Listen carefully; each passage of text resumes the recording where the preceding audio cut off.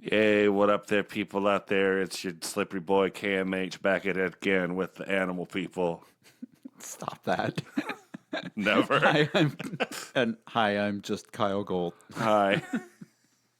This time around the block, rather than having Dave Matthews wine, I've upgraded to Kit Silver wine. Thought you were going to say you'd upgraded to Eddie Vedder wine. It's a very good wine. I'll give it that. I'm gonna want more of it after this. All right, and I think I don't remember if I said my name or not. This is Kit Silver. Alrighty. For those of you who don't know what we're talking about, Yes. If it's wine, This will be then Kit someone's Silver's first involved. exposure to the podcast, maybe. yeah. We're here to talk about a night where, from the transcript ahead of me, I seemed like I was just really horny that night. But also, we talked about guns and needles a lot for some reason. We had just come back from Camp Feral. It was Kit's and my first Camp Feral. We would go back with you 2 years later, I believe. Yes, 2011. 2011. That was a fun trip. And we, at the time, had been we had just a really good time at Camp Feral. Both times we went, actually. In 2009, we'd never been to an outdoor furry con before. We hadn't discovered the elusive Spidox yet. We had not discovered the Spidox. We didn't know what to expect, and it was delightful. And from what I hear, it continues to be delightful. I'm a little sad that we haven't gone back in 13 years, but Yeah. these kind of things happen. The world is a different place than it was back in 2009 in a number of ways. Very much so. But I imagine a lot of Camp Feral is very much the same. I believe so. Somebody tried to burn down the lodge in the meantime, or did burn down the lodge. Oh, that was a couple of years ago. Yeah. Oh, I do remember think they that. failed. All right. Couple quick updates before we dive in. One is from the Forester Universe side, the Kickstarter we did for the Dude, Where's My Pack audiobook. I've been working on that. Excited to finally be shipping out some stuff, which is exciting. I signed a whole bunch of books yesterday, or was it the day before? It's the day before. Then you signed a bunch of other stuff today that I keep putting piles of things in front of Kyle to sign. Use those paws, Fox. Put them to work. I have a bunch of gold pens. So if you listen to this podcast and you're getting your stuff, great. If you listen to this podcast and you have not gotten your stuff yet, you should hopefully be getting it soon. And then if you don't get your stuff at all, please let me know. And if you're listening to this podcast and you're saying, Kickstarter? What Kickstarter? Then follow Kit and myself on whatever social media platform you inhabit. Blue Sky. And follow my Substack, which is kyellgold.substack.com, where I post news and writing tips and excerpts from things I'm working on 3 Mondays out of each month. And I do not use your mailing address for anything else, I promise. Intellectually, I know it's pronounced blue sky, but having been a furry for the majority of my life, I can't help but want to pronounce it blue ski. Blue ski. It's like I think it's shortened to like BSKY app. So I think I keep thinking of like Busky app. I get that too. It makes me think of Bisky Kruger from Hunter x Hunter, but we won't get into that. Anyone who knows that reference out there in audio land will be like, yo, he mentioned Bisky. And then otherwise people are like, I have no idea what you mean. Anyway, for all three of you who know that one. Let it never be said that we don't cater to extremely niche audiences. like the needle fetish. Well, we specifically said we did not want to cater to the needle fetish people. We were like, please take your needle fetishes to some other podcast. I mean, yeah, that's not yucking somebody's yum. That's just telling you that we don't need it here. We just can't contribute to that conversation. Exactly. Yeah. Now, if you have a needle phobia that you want to talk about, we can accommodate that probably. Please try to incorporate that into a writing type of question, and we'll get it on the air for you. Oh my God, do not ask us questions about needles. I'm one of those people who, when they show movies or TV shows, when they're like, here, viewer, watch the needle going into the skin. I'm like, nope, hand over eyes, Tell me when it's not doing that anymore. Needles only bother me in movies if they're pointed at someone's eye. Then it squicks me out. But like needles and skin doesn't really worry me too much. Are eye things in general a problem? Because I know there are people who like if they see someone touch an eyeball, they get like gross. It's not. I get a little bit of that, but only a little bit. It's not as bad as some other things. Like watching people go close to edges, even if there's like a barrier or like a railing. I just don't like people going close to things that you could potentially fall off of. It literally triggers something in me, and it's like, please step away from that ledge. Like it's really upsetting me and causing me a lot of anxiety. I'm familiar with that also. I've been wearing contact lenses for decades, so touching my eyes does not bother me in the slightest. My eyes were a little dry. I just went up and put drops in them and moved the lenses around so that they would not be dry during the podcast. But Kit's being all squicked over here. Oh, that sounds awful. I can't touch my It's eyes. fine. It's just a thing. It's a thing I've had to do. It took me a few days to get used to it many, many, many years ago, and now I just do it all the time. All right. I'm going to do one more promo thing, and then we can get into some questions. The Titles audiobook just launched, finally, after some time. Woo. Titles is the 5th book in the Devon Lee series. I say confidently, Titles is the 5th book in the Devon Lee series. Titles is the 6th book in the Devon Lee series. All right, so let me just run through this because people keep talking about the series, and I will tell you how I think about it in my head, and then you can do with that information whatever you want. There is an out-of-position series. That is the 5 books that go out of position, isolation play, divisions, uncovered, overtime. There is a collection of books about Devon Lee, which comprises the out-of-position series plus Titles. So I think of Titles as part of the Devon Lee collection, and if you want to say the Devon Lee series, that's also fine. I guess it means the same thing. It's 6 of one, a collection of the other. But when people say, but Titles is not in the out of position series, because the out of position series ends. Yeah. And it is about a specific period in their lives. So, but I also understand that like the out of position world or the out of position books is a way to talk about Devon Lee's books. You could also say Tales of the Firebirds is part of the Devon Lee collection because there are stories about them in The it. Forester mythos. Whereas the Forester universe is a superset of the Devon Lee collection, which incorporates the out of position series. I've spent way too much time thinking about this. It's like how other me had to deal with this. So I have Thousand Leaves and the Seventh Chakra, the second of which takes place before the first one, but the stories themselves aren't directly related, so it doesn't really matter what order you read them in. And people would always be like, well, which one should I read first? And I'm just like, and I'm thinking to myself, especially at the time, and I'm like, well, one of them is a much better book than the other one, but I don't want to tell you that now. I still want you to like read it and like see what I was trying to do. I don't know.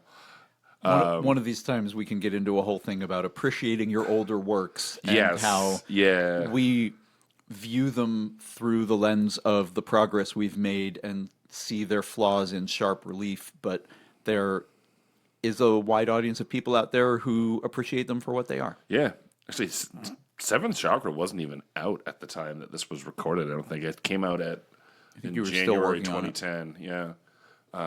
And yeah, that's one of those things where it's like, okay, these two stories go together in a way. And then when Fred Patton put together the What Happens Next anthology, it's like, oh, we want like a sequel to one of your things. And I'm like, I'm going to make something that's a sequel to 2 things at once. Oh, wait. So yeah, it's a sequel to both the Seventh Chakra and to a short story in Roar Volume 3 called Shadows of Nova Pripyatsk. And so it like follows up on both of those. It's a little weird. But that was my story, False Doctrine, which I think I like that one with my spy fox lady, Montserrat Leonid. I'm just thinking about how our speech to text is going to handle those last couple sentences you said. Yeah. I'm going to be hitting you on Telegram. It's like, how do you spell this exactly, KM? He will have an answer. Anyway, that's how I think about the relationship between those books. I am happy for other people to think about them in whatever way they want, just as long as they're thinking about them. But I think of them as the Dev and Lee collection, which includes the Out of Position series, plus titles, plus Tales of the Firebirds. I feel like there's another one, but Tie Game. Tie Game also is part of the Dev and Lee collection, because they're in that. But that's also definitely or decidedly not part of the Out of Position series. It's like a side thing. It's a little branch off the Yeah. Out of Position series. So we have Venn diagrams and branching trees and... If you've seen all these like multiverse shows lately, there's always like a diagram of things branching off of each other. Just picture one of those, and it's that.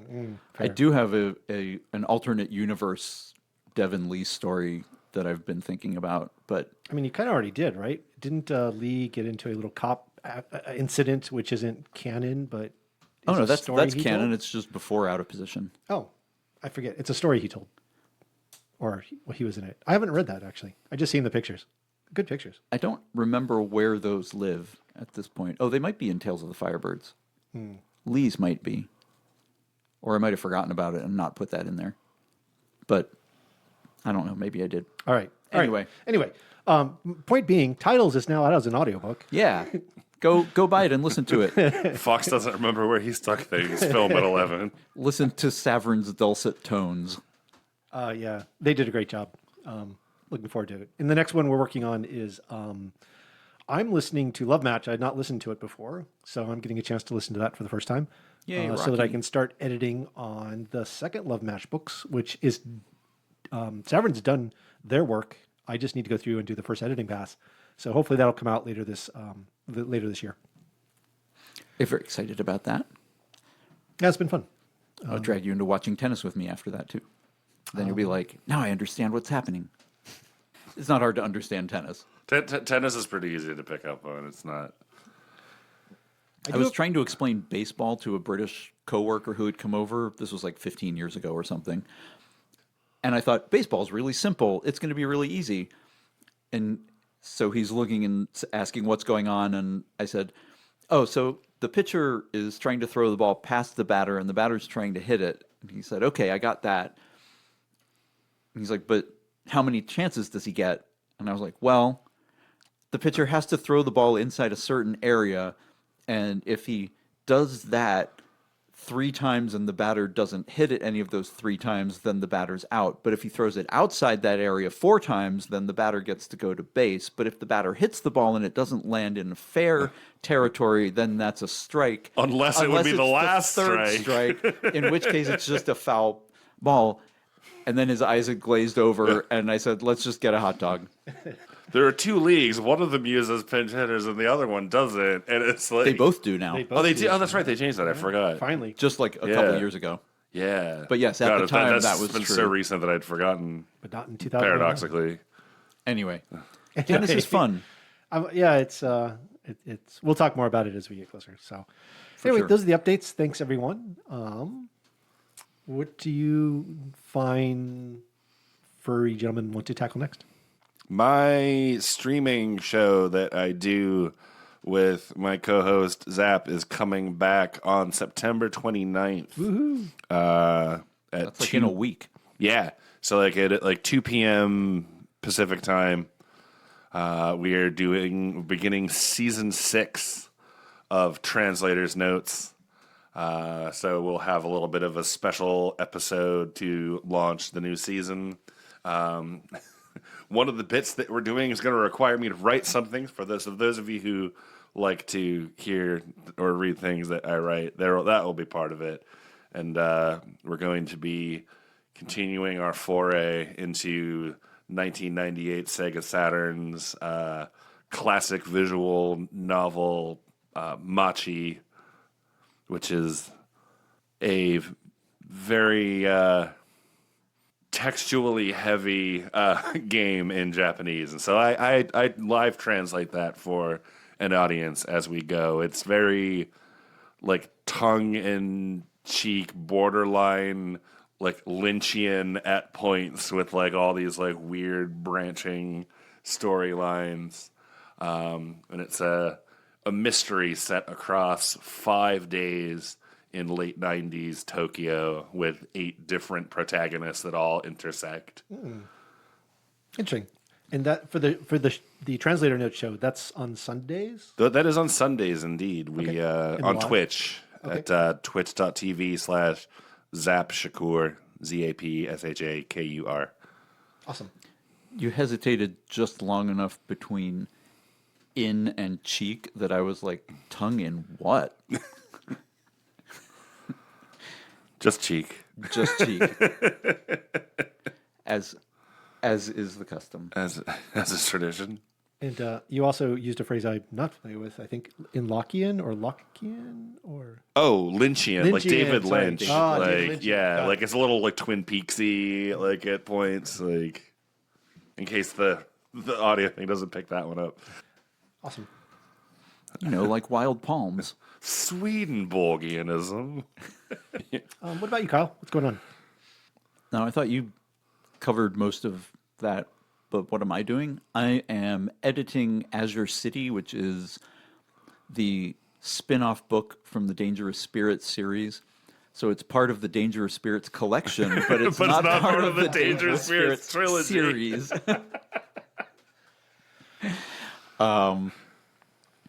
Yeah, I'm editing Azure City. I am writing another book. Azure City, a Star Wars story.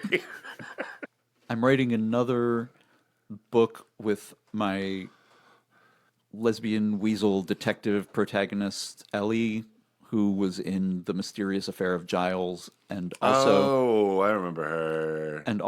in the short story Death on the Tile, which is in the Rabbit Dies First anthology.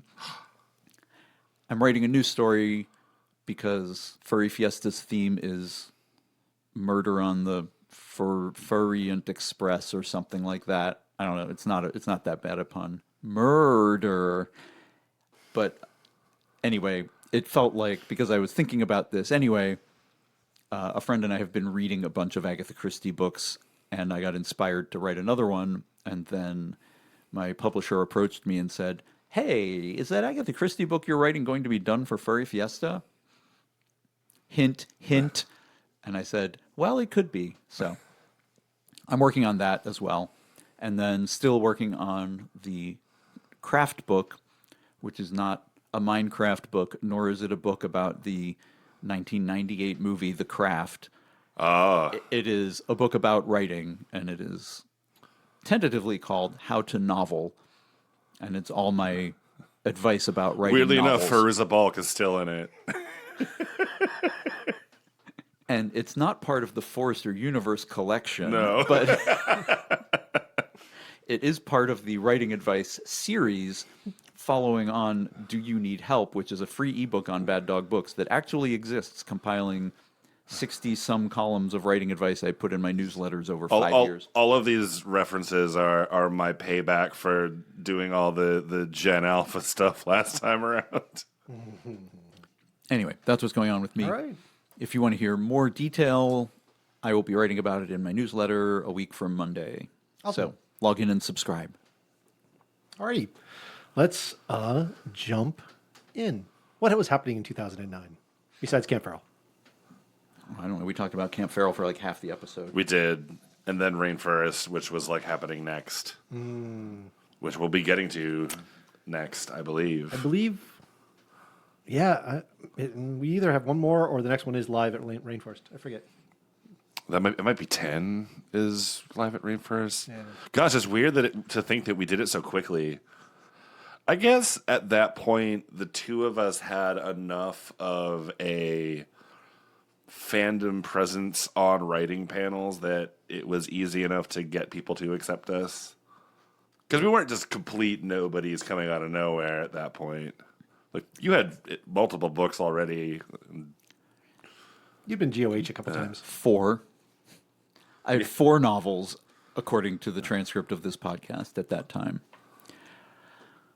I wasn't a Rainforest GOH in 2009, but I believe I was a special guest, which meant they gave me a cute glow-in-the-dark zombie badge, which I still have and still very much enjoy. I did get to be a guest of honor at Rainforest a few years later, but I don't remember exactly what year that was. Sometime between then and 2014, probably. I don't remember when the last Rainforest was either. Yeah, God, it's a blur. So much more important things have happened between now and then. We'll get there. We did a couple live Rainforest ones, so I'm sure We did. Rainforest will be something we talk about quite a bit. Yeah. They were positioning themselves to be the big writing convention and succeeded in that for a few years. I remember lots of fun writer gatherings up there, lots of writers I met. Like they got Alan Dean Foster as a guest one year. Like that's not nobody. Like we both writers got know. to meet him, and he was a super nice guy. he was a super nice guy who stopped me from committing acts of violence. Bless him. My favorite memories of him are him restraining you in that panel, and me going into this panel that was something like 7 things successful writers must do, and I said, Were we supposed to think about this beforehand? Do you have a list? And he's like, I don't have a list. I can just wing it. Can you wing it? And I was like, yeah, I can wing it. Yeah. Let's just alternate. And so we just alternated. And one of the things I said, he said, that's exactly right. Or where I said, you have to be able to get through the slushy, boring middle part of your novel where you think it's terrible and no one's ever going to want to read it. And he was like, exactly. And he said, I've gone through that with every novel I've written. And he's written Many. triple-digit novels. Yeah. So, but yeah, he was just a super nice guy, and it was a really fun experience. Then we had someone write in. I don't know how much we want to cover the things we were talking about here. The questions that came in weren't really questions. One was a feedback on a question from a previous episode, which I guess we could touch base on. And then the other one actually is a good question that I have some thoughts on when we get to it. Yeah. I mean, the first one was just other ways to beat writer's block. Yeah. Which, gosh, I think we've talked about that a lot. Or I feel like we have.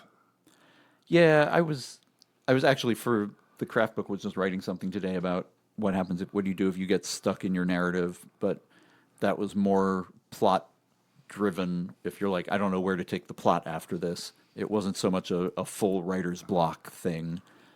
But what we landed on, I guess, is any sort of creative stimulation is good. Yes, indeed. And we've told people in the past, read something, because reading puts your brain in that creative space where you then start generating ideas. I also brought up the sort of like state-dependent memory thing where it's like, hey, if you remember being like inspired by like listening to like a certain album or whatever, it's like throw that album on, like see if that works.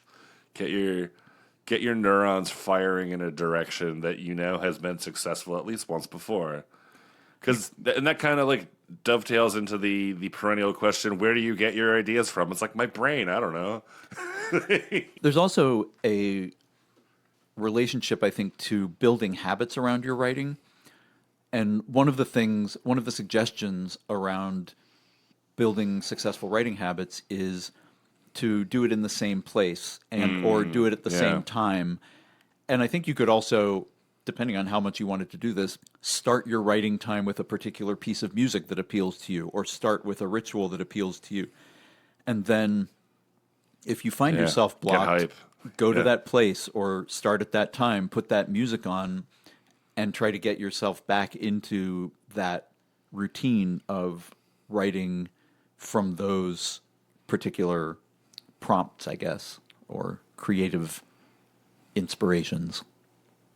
We also talked about, I remember saying something in here, and I can't find it now in the transcript, but I said something about like go to museums and look at art, or maybe you said that. One of us did anyway. Someone. It's in the transcript. One of us must have said it. But I think in general, my advice to people with writer's block is I usually throw a lot of things out there because I don't actually get writer's block myself. I have moments where I'm not inspired to work on a particular project, but then I'm always working on 2 or 3 other projects, and so I just switch to one of those.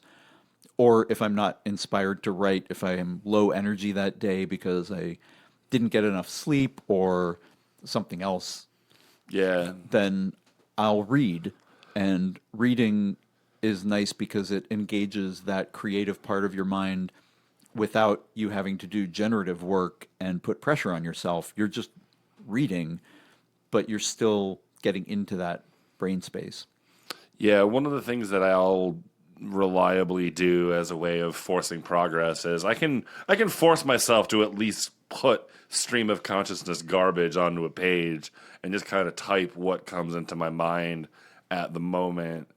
And I know, okay, at least then I'll have something I'm inspired to go back and fix later. And it's like, okay, like what can I do that's better than this? And I have like a bench line to think against, and that will get me where I need to be much of the time. Right. So in the Soulful Academy, I haven't mentioned it yet. So the Soulful Academy, I'm part of a cohort group where we're in a 5-week class, and we're supposed to write a short story. And I've been struggling with that. It's something I'll talk about maybe more in the next podcast but part of the exercise was like, okay, what are the things I'm struggling with? How do I address that? And how do I then start actually writing? But then I'm also like, do I have writer's block? So maybe a question is like, we use the term writer's block kind of, it seems almost like a blanket phrase for perhaps multiple conditions, but what is writer's block? Are there different kinds of writer's block? I think that's a really good point. Yeah. My impression of it is that people who say they're experiencing writer's block are so frustrated and, I guess, unable to engage with the writing process that they literally can't type words, that they're staring at their screen and they say, I know I'm supposed to put words there. And I do know that, like, I'm relating it to that feeling because it's something that I'm familiar with, where I'm staring at a screen and I think, I know there's words that have to come after what I've typed. Yeah. And I don't know what they are. Yeah. And so my impression of writer's block from what I've described is just, I think you're right that it's a blanket term that encompasses a lot of different Because I was going to say what you've just described, I would contrast against the other thing that people tend to mean, which is I'm sitting in front of a computer without any ideas. Right. Like, and that's different. That's not, oh, I know what I need to do, I just can't articulate it. It's just like, oh, I don't know what to write at all. And that's where, like, a lot of the writing takes place in the mind before you even sit down to type it out. Go into your mind palace. Go into your mind palace. I think there may also be a third state of mind where just they don't even get to sit in front of the computer. Just the idea of sitting down to write is dispiriting. Yeah. And they don't... It is daunting. They anticipate the disappointment, and so they can't even get to themselves to sit down in front of a computer to do it. And I do think in any of those cases, sitting down to read a book takes a lot of the pressure off. I think pressure is responsible for a lot of writer's block because usually self-imposed, but I guess sometimes deadlines. But people put a lot of pressure on themselves to create. And especially if you're doing something where you have a schedule, and I know I just said you should write at a certain time every day, but that can also turn bad if you're sitting down and you don't have any ideas and you're thinking, I only have this half hour to write. I need to get something written or else this time is wasted. Then you're putting a lot of pressure on yourself, and that does not always help with writing. For some people thrive under pressure and deadlines, and that kickstarts them. But some people, pressure is really harmful to their writing abilities and habits. Yeah, no, well said. Does that clarify? Yeah, it does. In I think some of the answers that we were talking about was like with music and art that kind of addresses a little bit that second issue perhaps of like coming up with new ideas, and as you said, reading is a good thing for that. The first one and the second one or the third one really feel like they're individual journeys a little bit in regards to how you end up tackling it yourself, but maybe you just try different things until something works. Reading and music and art also helps you get out of your own head, I think. And that's really important for people. Which is funny because suffering. writing is all in your head. It is. But you can get trapped going around in circles in there. I've more times than I can count had the experience of, I don't know what to do next with this. Go away, think about something else, come back maybe after a night of sleep, sit down, and then the ideas are there. So get out of your head. Okay. Well, I'll keep you posted. I need to get some words to paper, and we'll see what happens in 2 weeks. All right. Good luck. Thank you. Our next question was from Viskers Naus, the Black Cougar. And they wrote, I need to ask a question that has bugged me for a while. Sorry, I'm looking in the body of the transcript. Kit actually puts them at the end, but I wasn't at that point. And I was like, I'm talking about the question, but where is it? Anyway, I need to ask a question that has bugged me for a while. What process do you go through to get art for a novel? Where to look, and how should I get something like sample art for future art for that novel? Be Ruckus and do it for your own stuff. No. Be multi-talented and just do your own art. No. That's a way to do it. Yeah. I've been fortunate enough to work with a lot of really talented artists, Ruckus among them. Yeah. I had not worked with her in 2009. In 2009, Out of Position had just come out earlier that year, and that was the first time. Was Ruckus really even on the scene by then? No. Yeah.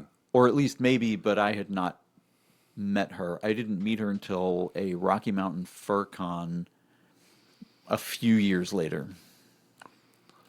I cannot recommend anyone more highly to run drunk adult writing panels with. Oh my God.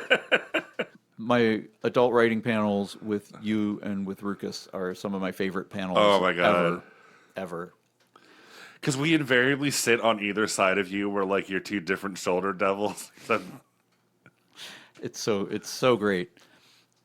But Ruckus and I did collaborate. I think Green Fairy was the first one. And That sounds right. And that was... It's because of FA, wasn't it?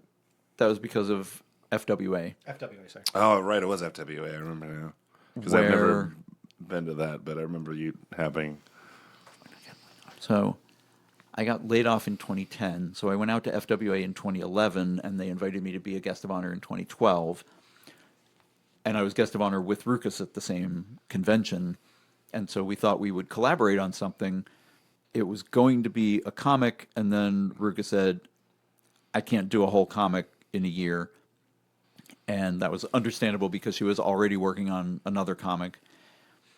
And I thought, well, I'll just write a novella or something, or I'll do a con book story. And then I started plotting out this story on the way home that was going to merge Atlanta, where FWA takes place, and the Moulin Rouge, which was their theme for the con. Mm-hmm.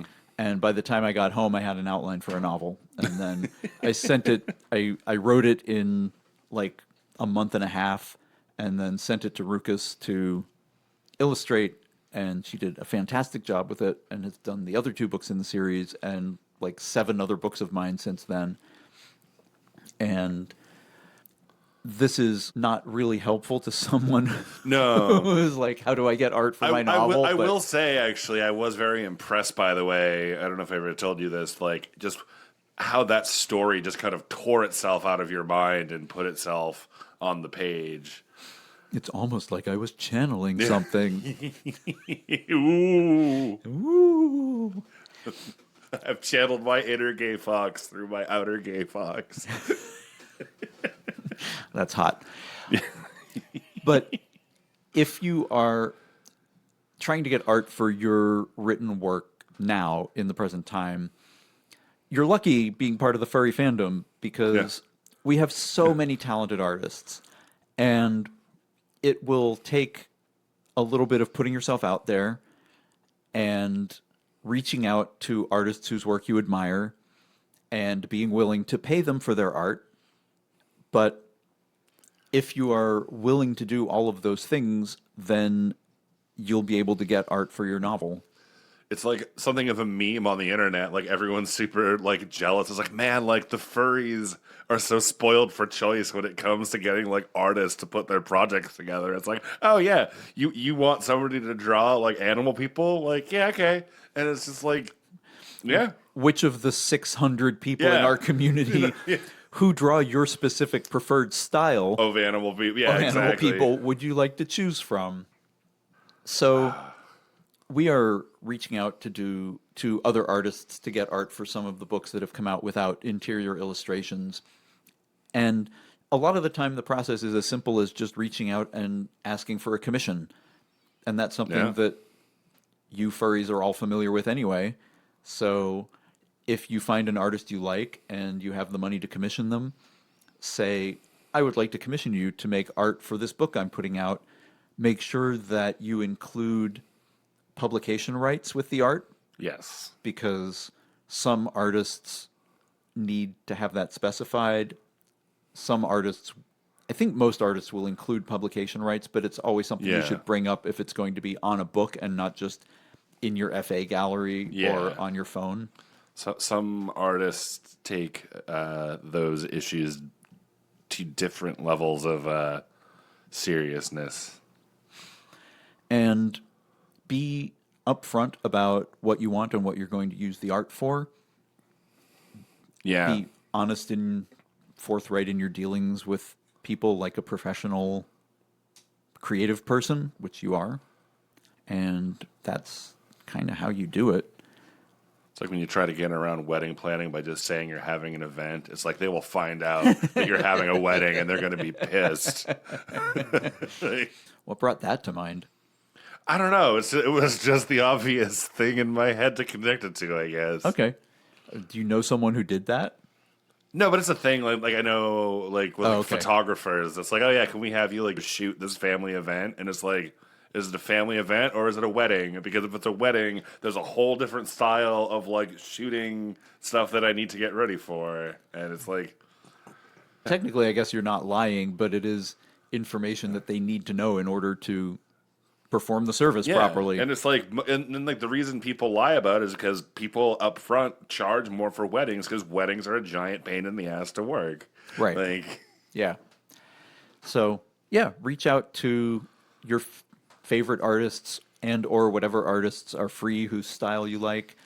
You can also put out calls on Blue Sky or FA and say, I'm looking for artists who are open for commissions.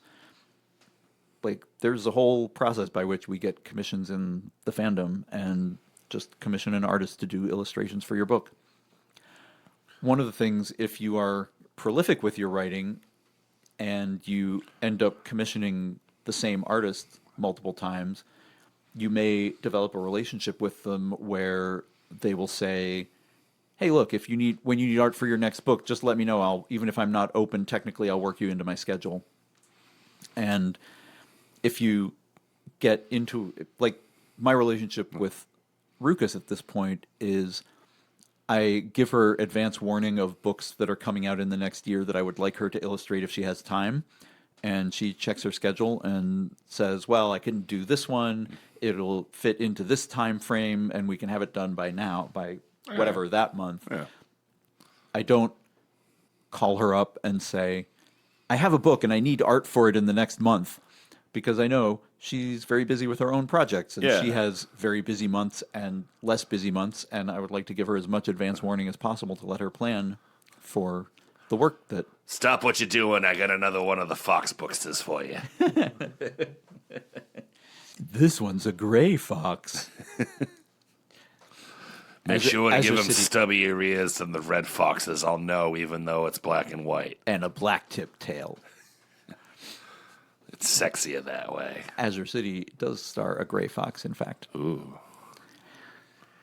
Euroscion scenario agentius. Oh, now Not a- you're not gonna a- have to type That that was out last again. episode. Not a blue fox or a blue fox ski Blue fox. or a blue ski. God damn it. Anyway, Yaff yaff. So I think you covered a lot of kind of stuff I was going to mention. I now that I'm spending a lot more time working on kind of as a publicist for the Kyell Gold collection series, one of the above. Here are some things that I'm kind of rethinking about the the Kyell Gold expanded universe. Kyell Gold experience. Thinking about in regards to art is like it is. I think you need to think of it as an investment. And if you think of it as an investment, especially with the furry fandom, we're a very, very visual fandom, and we've run into we've even run into some things where I think Unfinished Business is an example where I like the cover of Unfinished Business, but it is a very mainstream kind of looking cover. And it was intentionally so. It was made by a non-furry cover design company that turned it around in 2 weeks because they said, "Oh, it's this kind of book intended for this market. It gets this kind of cover." And that's not to say it's a cookie cutter cover, but they know what the look and feel are, and they can put it together relatively quickly as opposed to commissioning someone to create an original piece of art for the cover. Yes. Sorry, that was a distraction. Go ahead. But the things we've learned from that are again, and it goes. I think it ties to art, but also this one ties to a little bit more. Is like know your audience. With Dead Right, we were experimenting with a cover that was a little bit more mainstream, but we've got some evidence in the furry fandom that because it isn't a more traditional furry cover, people don't look at it necessarily. They don't pick up and look at it. With Unfinished Business. With Unfinished Business. Dead Right is the second one. Sorry, with Unfinished Business. So knowing your audience is important, especially with furry fandom, and art is important. We are also finding that we can reuse the art through the life cycle of a novel, right? The novel or the writing isn't necessarily going to be just a one-time publish. It could be, but you may potentially want to put it up as an ebook, or you may potentially put it up as an audiobook. So then you all of a sudden have extra art that you can use to help promote something that maybe was published a year ago, but you can then resubmit it in social media, in other places for new audiences, and they're like, "Oh, this is great art. What's this from?" All of a sudden, you have new people looking at the art that you already hopefully paid for and put out there, and it's refreshing it and it's putting it out there. It's a long time kind of investment for the life cycle of the book. I really agree with what you say about building that relationship with the artists. It really is a long-term. Writing is if you want to be successful at writing, it's a long-term commitment, and building those relationships with artists in the furry fandom, especially if they're starting to come up, is a great way to then figure out who you work well with, who gets your right. Something you guys said in the last podcast was, really working with somebody who gets your style and gets what you're trying to work on is a real treat. And then finding that early on, and then having that relationship over time, like you do with Ruckus, is great. But that's a relationship you've been building over a decade, right? So, be part of the fandom, be part of the community, work with artists, pay them, build those relationships, especially with all the great talent that's up and coming, especially if you're a new writer. And then, it sounds weird, but in 5 to 10 years, their art has improved, your writing has improved, and you'll be in a much better position than to kind of like have that stuff out there that's like, "Oh, wow, how did you manage to work with this artist?" It's like, "Oh, I've known him for 10 years. So budget for it, budget for art if you can. Yeah, I think all those are great points. And do pay the artists what they're worth. I know we've said that a bunch of times, but... And don't use AI. And don't use AI. But yeah, I think that's our comments on art. Yeah. All right, want to do some new questions? Sure. I'll read the first one here. This one comes through. These were from Self Wolf Academy. Is that right? Is where most people post these? These questions came from Self Wolf Academy. Okay, so this was from Ritter Writer, who's another long time familiar name. Here's one. People always say, write what you know, but what I know is far from universal, even for my own culture. I had an atypical childhood and spent nearly half my life at this point in Europe. I was always awkward and never fully integrated in my teens, whether in my native or my adoptive land. Adulthood wasn't that much better, and I went through multiple crises of identity along different axes in sequence, and even now I feel I exist in a purely liminal space. Not this and not that, or conversely, all this and all that. How do I find a POV to write from and make my own? Well, first of all, I think your writing there was actually very good. You certainly took us on a journey there of description. First of all, with respect to what sounds like a rough upbringing, you talk about how what you know is far from universal. I think that's an opportunity. I think that's a boon if you have different and unique experiences. I think write what you know. I think that's the kind of thing that people usually should mean when they use that phrase. Where it's like, write what you know. Like, I've worked as a Japanese translator. That doesn't mean I have to write about Japanese translators. In fact, I don't think I've ever written a story about a Japanese translator. You should write a story about a Japanese translator. But I did write stories about other freelancers. Like that. So like in this case, write what you know. My character Raylan Sadikoy is a freelance photographer, and one of the reasons I did that is like I know what being a freelancer is like. I know what living off of a freelance budget is like. I know what it's like to be like somebody who invoices your own clients and you have to like, run your own business on that sort of thing. But instead of taking my real job, I instead swapped it out with a hobby I have, which is photography. And then I decided to turn it on its head. Well, it's like, well, obviously he must like do like nude photography. It's like, oh no, he does like travel digests and shoots like food and stuff like for food magazines. Like that's his job.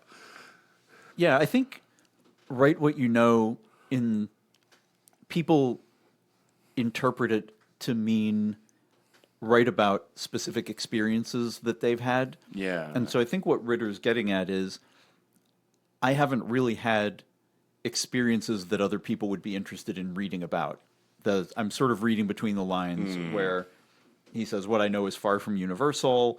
I was awkward. I never felt like I belonged anywhere. And I may be reading it wrong, but what I'm feeling from it is if I never belonged anywhere, how do I have a place that I can write about?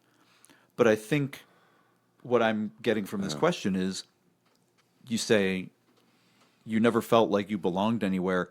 Have you read any YA that's been published in the last 10 years? Yeah, I was going to say. Like, the feeling of being disaffected and not belonging to the society that you're in and not being understood. It's one of the most relatable things right now. So among young relatable. people. I mean, yeah, and like that's one of those things where, and we're seeing it because we finally have generations of young people who have been exposed to other young people all across the world their whole lives. Like when we were growing up, we didn't know what was going on outside of our own hometowns, and now it's the whole world. And there's a lot more to take in as a kid. I don't envy it. Right. Like, and I also think the experience of living in different places is something that gives you a rich vein of stuff to write about. The idea of having to adapt to a different culture, of feeling like you should belong to one culture, but you're living in this other one, or maybe of trying to integrate several cultures. Yeah. All those are experiences that are available and that you have an authentic history to write about in. Yeah.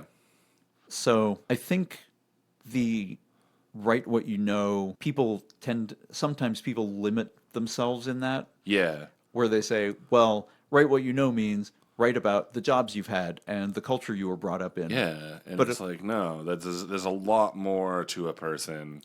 Yeah. It also refers to emotional states you've had and feelings and general experiences. So I was wondering, I've recently been listening to Love Match. And Rocky is a character, I believe, from an African country. And one of the things that happens early on in that novel is he talks about English. I mean, it's like one of the first chapters that he's talking about English, and his the cheetah partner is correcting him on a couple things, and like here's how you say it. So it's like I immediately thought of you having lived in in France early on, it had a very strong vibe of like you living in another country with another language. How did you interact with students there? I know it was an English school, I believe, but still you were in another country with another language. And did you pull from that experience growing up and put it into Love Match and Rocky's experience coming to the U.S. from your experience having a couple of years in France? Certainly some of that was in there. I am trying to remember specifically because I feel like there was inspiration for that.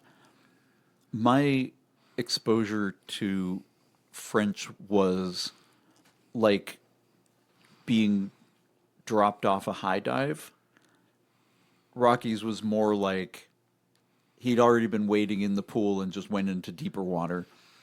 He already spoke English. It wasn't his first language, but it was a language that they're taught because colonialism. So he was familiar with it, but not fully fluent. So that step from familiar to fluent is one where I did think back on the kinds of mistakes that I made in French that first year. He's also a little older than I was then, but the experience I think is similar. There's an age, and I think KM probably can talk to this a little bit as well. There is an age beyond which it's harder to pick up languages. I think it's 8 is, I want to say, like up through 8 years old is like your prime acquisition time, and after that it starts to drop off. Because I was 12 and Rocky's 14, I think.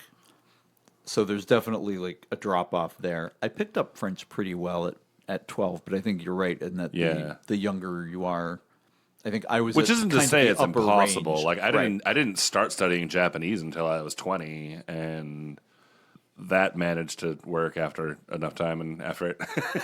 Right, and it's just how difficult it is. Yeah. Japanese is just difficult from the get-go, so I guess no matter when you start, just get ready for it to be hard right at the beginning. Like, the beginning is like the hardest part, too, which is a big reason why a lot of people fail. Yeah. But anyway, yeah. Yeah, I mean, so to Ritter's question, he's had a lot of unique life experiences that he could then incorporate into parts of characters in the stories he's written, right? Yeah, for sure. And that's what you guys do in your stories. It's like you've had non-typical childhoods. Yeah. And you've incorporated that into your writing. Yeah, like you don't need to like Slumdog Millionaire your whole life into a story, but like take emotional beats from your life and like intellectual things that have inspired you and use those for inspiration rather than I'm so glad that it broke you as much as it did. Oh my God. It's great. I really like that emotional beats of your life. I love that phrase. Yeah, Thank you. That's great. All right. Our second question is from Cassius Alexander, who sounds like a Roman emperor. I have a question regarding translating animal expressions, specifically tails and ears, onto anthropomorphic characters in writing. How do you know what emotion each ear and or tail movement is trying to convey? Is it something you just intuit over time? Do you research behavioral studies of specific species? I think everyone knows what a canine wagging their tail means, but what about everything else? This is something I struggle with a lot when writing furry characters. I imagine it's mostly from a lack of experience, but I'd love any direction to help fill in those gaps. I don't know, Kyle. Do you do behavioral studies on specific species? The first thing I want to say is I'm not sure most people do know what it means when a dog wags its tail, because a lot of people seem to mean it thinks it's happy. Yeah, it's like, not always. It does not always mean that. It means that it is excited. Yeah, it is keyed up. Yes. I was trying to not use the word aroused because that has a different context. That is different, yeah. But when it's emotions are heightened. So when we had our dog, he would not always wag his tail even when one of us had been away and come back, he had other ways of showing that he was excited, but he wouldn't usually wag his tail then. But we used to occupy him while we were trying to have dinner. We used to hide his food around the house, and he would have to go find it. And when we hid something that he was trying to find, then his tail would wag. He's like, "Oh, I'm in search mode." Right. Like, yeah. Like, Or when we were playing ball with him and he got really keyed up about that, his tail would wag more.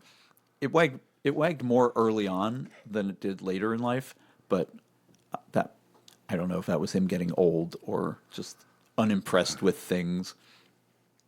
But that's also part of my answer to the question is having grown up with a dog and lived with dogs at various points in my life, you begin to understand their body language. yeah. And I also majored in animal behavior for my master's degree. So there was a lot of animals communicate with each other, and because they can't talk, they have to do it with their ears and their tail. Tails function Yeah. as communication things. Like white-tailed deer have white tails because they flip it up Yeah. when there's danger and it's bright white and all the other deer can see it, and then they go, "Oh shit," and they all run away. Honestly, YouTube is full of videos of any animal you can think of in all sorts of things. And there are experts who love to explain this sort of thing to an audience. So, for example, recently I was watching a video where there was a dog like had been kept in like some kind of veterinary pen, and it's like, oh, like look how like excited this dog is to like like see this person coming to pick them up, and like a lot of people in the comments are like, that dog is terrified. Like, yeah, its tail is wagging, but like everything else about the dog's body language is completely off. It's like, this is a dog that is trying to be like really submissive, and it's like, look, I'm being happy, so you're not mad at me, ha ha ha ha. But like the ears are back. Yeah, the and ears are back, and like there's like this tense, like the tension. It's not like leaning for it. It's like, and it's not approaching at all. It's holding its position very firmly. Right. And it's like, yeah, like a dog that's happy to see one is going to move towards, perky ears, like. We got used to reading our dog's body language, and so it's interesting to watch dogs that pass on the street now and see that there are dogs that are actively patrolling, dogs who are thinking, my job is to protect my humans, and they're engaged with their environment, and their ears are up and forward, and they're alert. And there are other dogs who are, I'm going out for a walk with my person, and they're much more laid back. Yeah. And you can start to read that body language when you've been around it a lot, but you can also just go to a dog park and watch dogs, and I think the YouTube video is a great idea also. Yeah, there's a lot of stuff like that I think can, especially for rarer animals, like the way that they might react, it might be a thing that you just need to look up. Like, cats and dogs, some people might be more familiar with. And yeah, like the idea of like, okay, like ears going back is a sign of like submission or like shame and embarrassment. And dogs feel shame and embarrassment. You can see it when it happens. Yep.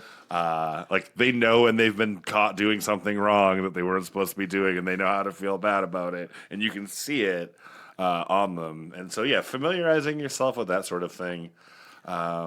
There's a super cute video that I do not have a link to, I'm sorry, but it was a fox approaching an outdoor food bowl where there were cats, and it was uncertain about the cats, and so it would like come up, crouch down with ears back, and then when the cats didn't react, it would move forward with the ears up, and the ears would be like whoop up and then whoop back, just in a second.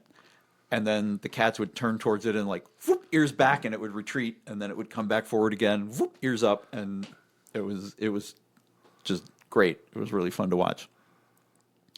The other thing that I want to say in relation to this question is that you will have to define the body language of your anthropomorphic characters for your audience anyway. Yeah, it's gonna need to be in the text. So if you say, there's some standards, wagging the tail means excitement, curling the tail underneath means worry or submissive, flattening the ears, perking the ears, those are all things that people generally know.